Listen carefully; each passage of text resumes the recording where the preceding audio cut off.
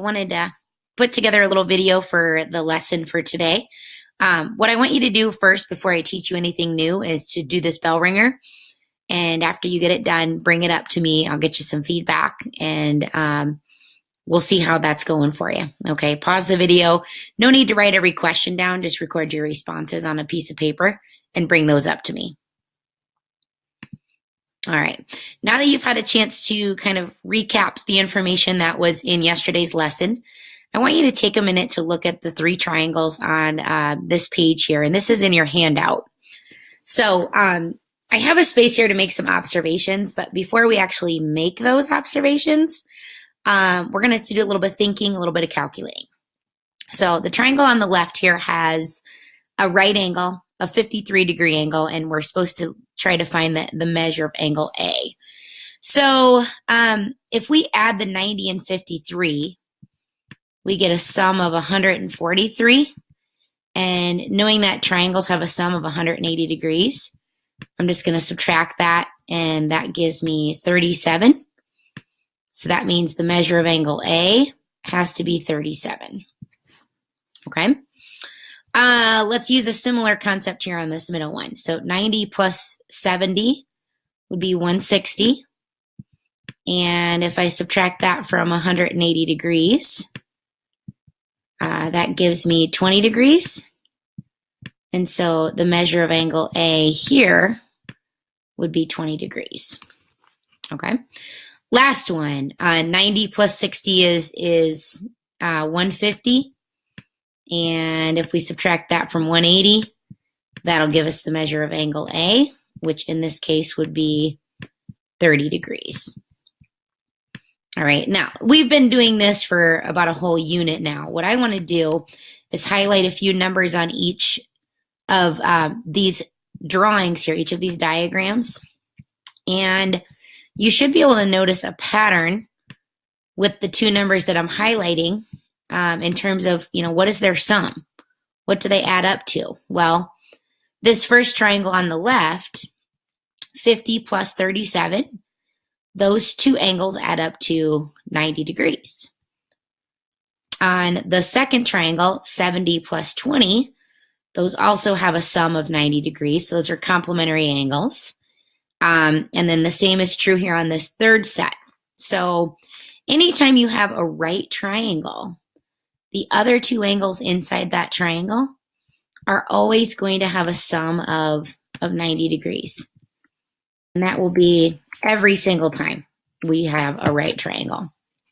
So you could even say that the acute angles of a right triangle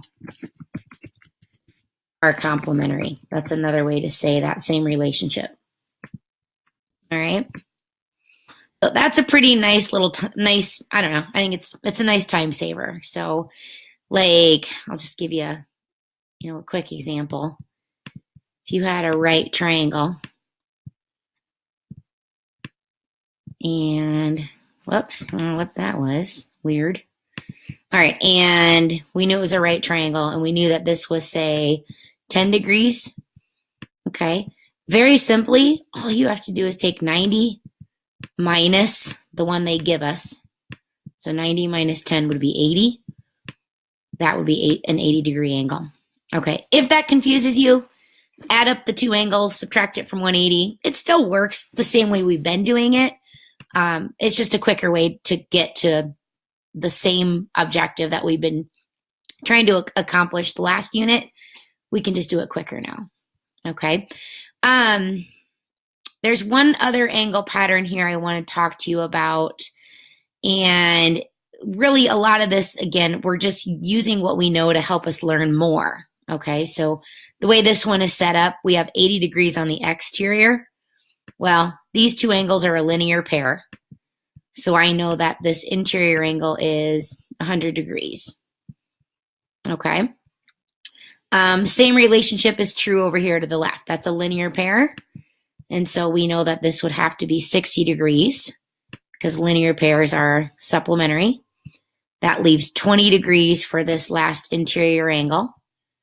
And the 20 degrees would be a linear pair with its neighboring angle on the exterior here. So that one has to be 160. All right, so here we go. Hopefully this will be kind of cool. Okay, I'm going to highlight two interior angles. Okay, so I'm just going to highlight those two. And then I'm going to highlight the exterior angle that doesn't form a linear pair with the ones that I just highlighted. So check that out. We have 100 on the interior. We have 20 on the interior. If you add those together, you get 120.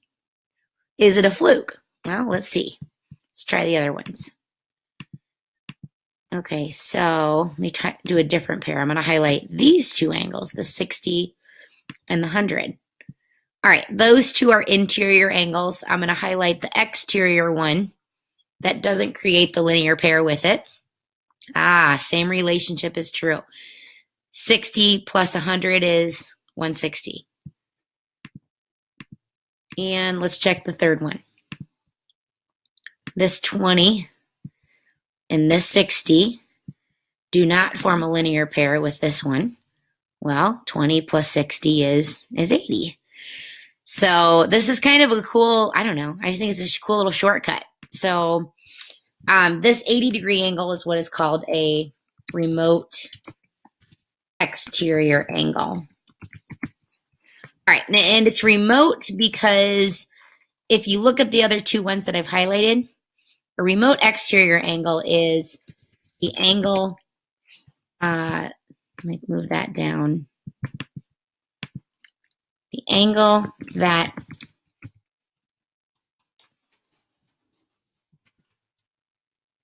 doesn't create a linear pair with the other two interior angles. Okay. It's also the farthest angles from the exterior angle.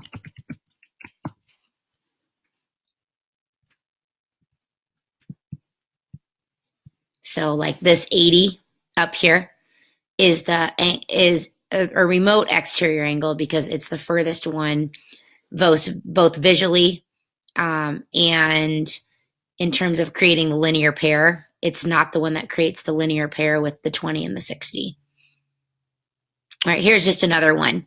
These two are interior angles. This is the remote exterior angle. This is always my little way to remember this too. If you were sitting, let's see, pretend this is a TV out here.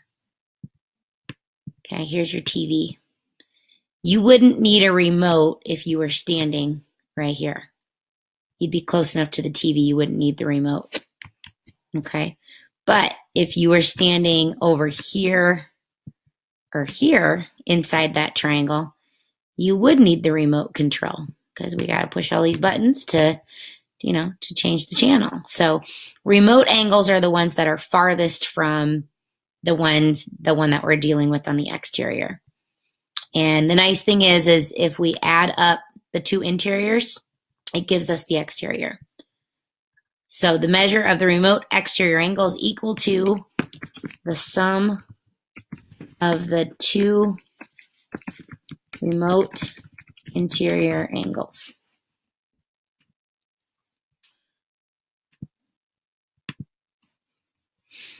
So let's do an example together. All right, this is also in your packet, so just find this page of your packet.